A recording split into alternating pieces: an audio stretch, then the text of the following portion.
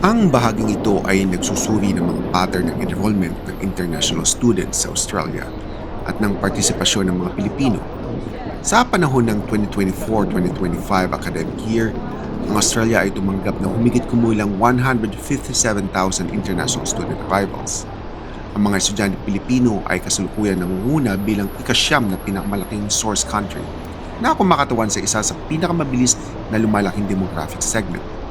Ilang balangkas ng patakaran na sumusuporta sa paglaking ito.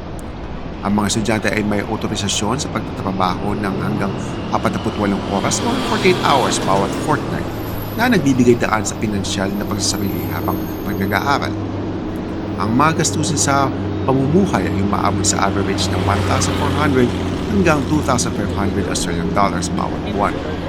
Gayunpaman, part-time na trabaho sa kasalukuyang minimum wage na $23 bawat oras ay maaaring makubuo lamang ng $1,200 hanggang $1,500 monthly na malaki na din ang maitutulong sa educational cost kahit papano.